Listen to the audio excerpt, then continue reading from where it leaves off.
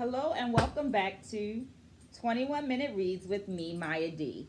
The year is 2021, and this year I've decided to participate in the 21 Minute Read Challenge, which means that I'm reading 21 minutes per day, every day, as a way of loving myself, as a way of grounding myself, as a way of providing myself a bit of consistency in an ever changing world.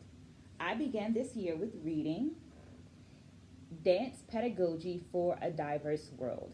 And this week, I'm going to share with you my three takeaways from pages 107 through 140. So, this one was a bit of a challenge because I I had so many takeaways this week. And I think that that's in part because I decided to change my reading schedule. So now I'm reading in the morning.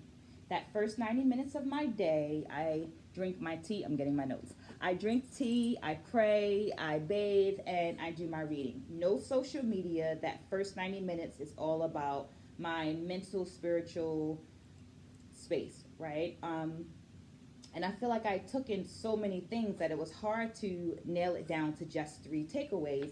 But I want these videos to not be more than about 5 minutes, a quick kind of check in, a quick kind of dialogue between us. So here are my three takeaways. Number one, making visible the invisible. In this portion of the book, there are two case studies, and one of them deals with differently able bodies, and this was a bit of a reality check for me.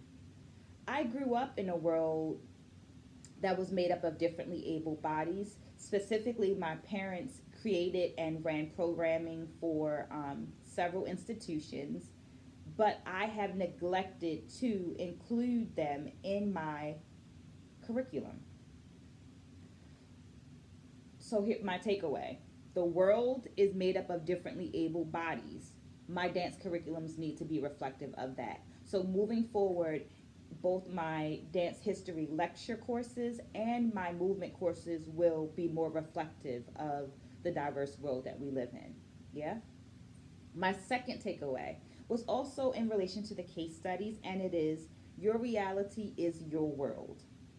In the case study for Wanted, the instructor asked the students to bring in a article that is reflective of the way that they view the world.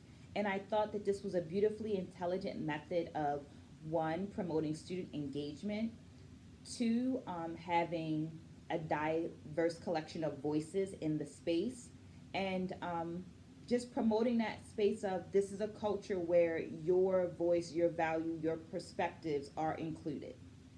My third takeaway was your story is history.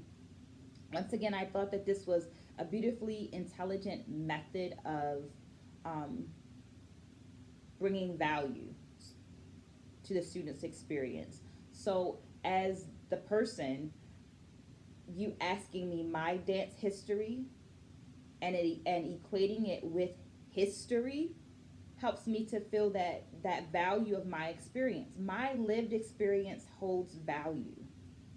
As a classmate or a member in the class, a person in the setting, I think that it begins to promote that idea, extend that idea that there are many dance worlds and all of those worlds hold value. So whether you learned in the Western Hemisphere or whether you learned in the Eastern Hemisphere or, you know, somewhere in between, whether you learn in a studio or outside of a studio, whether you paid for classes and instruction or whether your experiences were free, they all hold value, they all hold information, they are all a story, and they are all history. I hope that at this point you've found some type of takeaway. I've encouraged you to do some more reading.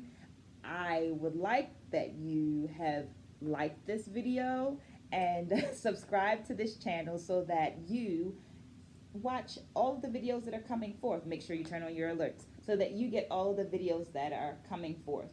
My goal for these videos are to promote dialogue. So if you have some insight into this reading, please drop it in the comment.